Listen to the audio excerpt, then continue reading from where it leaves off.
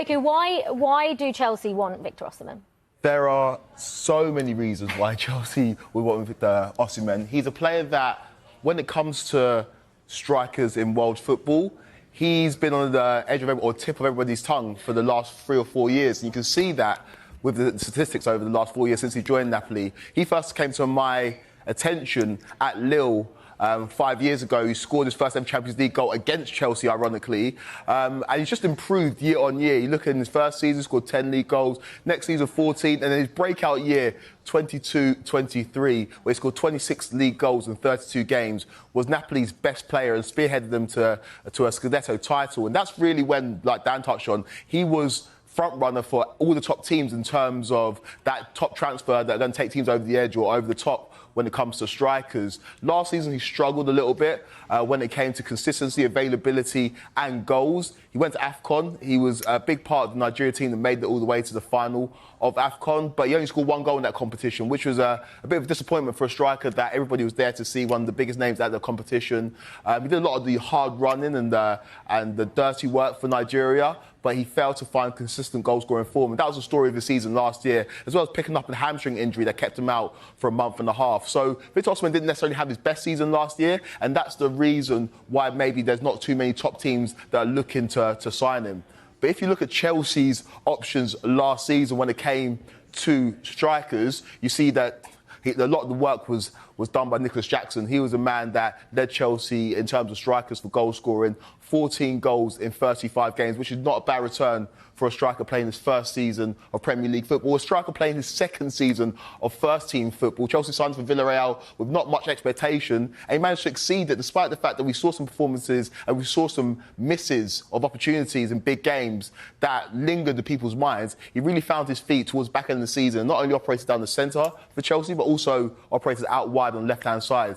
You look at Christopher Nkunku, a man that I was very excited to see. He played very well with Nicholas Jackson in pre-season. We start, though, with some breaking transfer news from the WSL. And London City Lionesses have announced the signing of former England goalkeeper Mary Earps. The 33-year-old will officially join on a 2-year contract on July the 1st. That's when her contract with Paris Saint-Germain expires. She's returning to the WSL 2 years after leaving Manchester United. And this is what Earps has had to say. She said, "I'm over the moon to join this club and I'm really looking forward to it. I feel the club aligns with what I stand for. I can't wait to get started and to get down to business. It won't be easy. The WSL is extremely competitive. The team had a brilliant 2025-26 season, finishing mid-table in their first season. Now it's about climbing the table and working towards finishing as high as possible."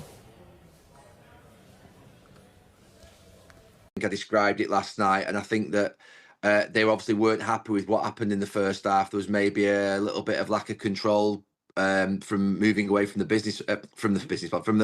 game plan. But in the second half, look, I think the way in which England played in that first 10-15 minutes of the second half, it was probably the best 10-15 minutes we've seen from any team in the tournament so far. That's not to get carried away, because I know there's a long way to go, and you know, a game of football isn't over 10 or 15 minutes. But I thought when England were 3-2 up, you don't see many managers making that sort of what would be those types of substitutions. The volume of substitutions, 3 of them all at once, but also putting Jude Bellingham back into central midfield alongside Elliot Anderson was a really attacking move, and not many managers would do that. They might take a step back in the game to be able to go forward and just sort of what would be, not protect what they've got, but be a little bit more sort of risk averse. It was really brave. It was a good night for him. The team in the second half were fantastic. It was a good performance. And like I say, they've got things that they'll need to basically work on from the first half. The 2 goals that will have been conceded will have unnerved them a little bit. I think that it will make Thomas Tuchel adjust for maybe games 2 and 3 and make him think slightly differently about how he sort of maybe plays that defence and how he looks at protecting them. But yeah, it was a good night overall. And Thomas Tuchel obviously had a great game, particularly from half-time onwards. And what he said to them at half-time, we don't know, but it will have been quite sort of forceful, I would imagine.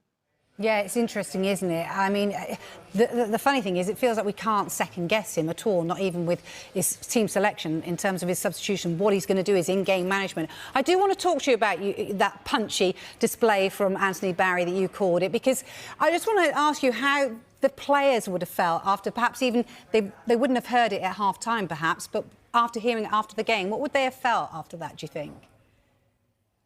Look, when obviously I was on ITV, and when Mark Pugaci was presenting the programme, said we're going to throw to Anthony Barry now, the England assistant manager, there was two things came into my mind straight away.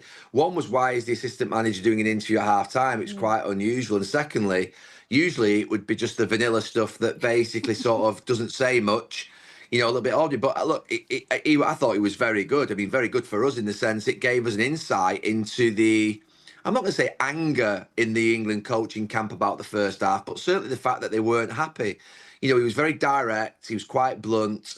You know, I appreciated it from a point of view of listening to it. It was very good. And I think those players, particularly the likes of Declan Rice, Harry Kane, Jude Bellingham, they're experienced enough to be able to understand. A new chapter has begun at Chelsea with Xabi Alonso taking charge, but every successful project needs a world-class goalscorer. That's exactly why Victor Osimhen continues to be linked with a move to Stamford Bridge. Chelsea have invested heavily in young talent over the last few years, building a squad filled with potential and quality. However, one thing has remained clear: the Blues still need a proven striker capable of delivering goals consistently in the biggest matches. Victor Osimhen fits that profile better than almost anyone currently available on the market. The Nigerian superstar has earned a reputation as one of Europe's most dangerous forwards. His explosive pace, physical strength, intelligent movement, and ruthless finishing make him the complete package. Defenders struggle to contain him because he can score in so many different ways, whether with his head, either foot, or through sheer determination. For a manager like Xabi Alonso, having a striker who can turn half chances into goals could completely transform Chelsea's attacking threat. Great teams are often separated from good teams by the quality of their number 9, and Osimhen has repeatedly shown he belongs among football's elite forwards. Of course, supporters should separate speculation from reality. Despite the constant reports linking Osimhen with Chelsea, there is currently no completed transfer, no official confirmation, and no agreement announced by the clubs involved. Discussions and interest may exist, but a deal of this size remains complicated and far from guaranteed. Still, if Chelsea decide to make a serious move, they would be targeting a player capable of changing the entire outlook of the team. Signings like Victor Osimhen don't come around often. He is not just a striker, he is the type of player who can define an era. Osimhen has long been regarded as one of the most dangerous forwards in world football, and Chelsea believe he could be the missing piece in their attack. Could this double swoop be the statement of intent that sends shockwaves through the Premier League? Like if you want Victor Osimhen at Stamford Bridge. Subscribe and turn on notifications for daily Chelsea transfer news, exclusive updates, and football analysis.